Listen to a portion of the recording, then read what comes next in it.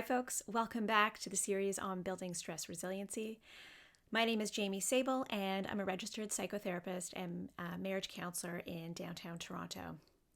In this series, we've been talking about the tools and skills that you need to build resiliency in this particularly stressful time that we're having right now.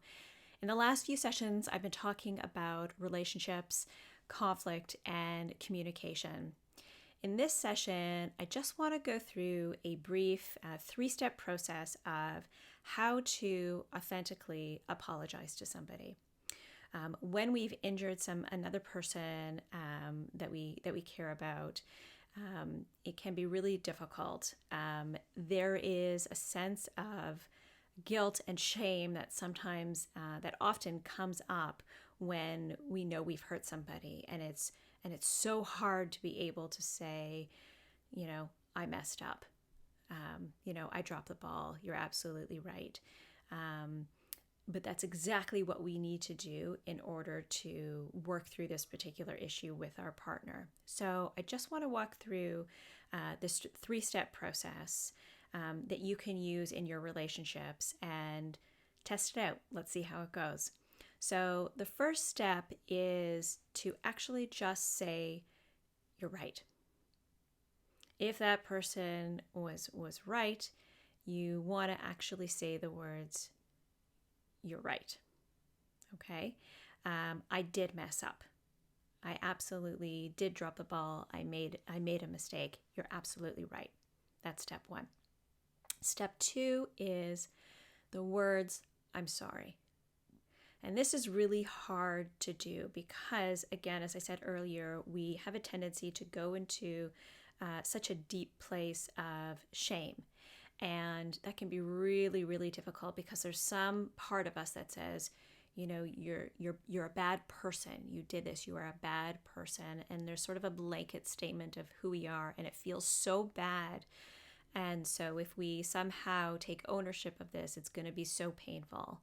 And I just want you to kind of be mindful of that, when you're in a situation in which you've harmed another person and the right thing to do is to apologize, but somehow you're getting stuck. And I just want you to spend some time thinking about that shame experience and remind yourself that you're not a bad person. This is, one particular situation in which, you messed up and you dropped the ball. That's it. How many other situations have you been in that you did something right? And you made a positive attempt at connection. So just remind yourself that this one particular situation that you made a mistake in is not a reflection of who you are. And every day you get an opportunity to make a new choice, to choose a different course of action, and to respond in a different way. So I just want you to sort of, if you feel yourself sort of going into that shame place, to try to sort of activate this other voice that says, you're okay. This isn't who you are. You made a mistake, as we all do, right? We are not perfect human beings. We are flawed. We sort of come into the world hardwired, with flaws, and that's what makes us interesting. And so we just want to take ownership of that and be able to authentically turn to our partner and say, I'm sorry, right? Sometimes I hear I'm sorry. And it just doesn't land. It's not received because it's not really authentic and genuine. So you want to be able to say, I'm sorry, in a genuine, authentic way.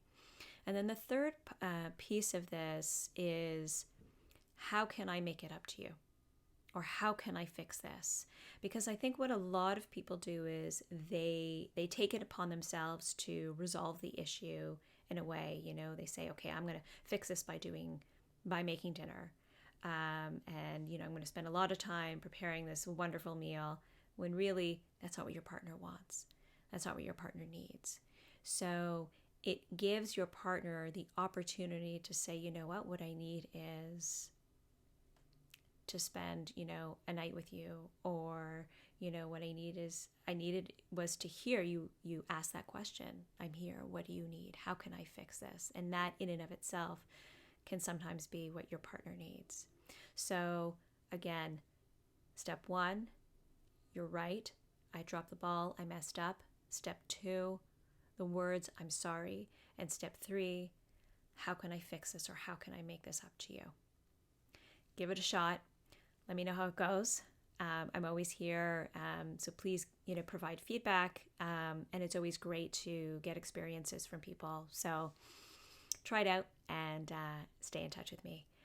Until tomorrow, stay healthy, stay kind, stay safe.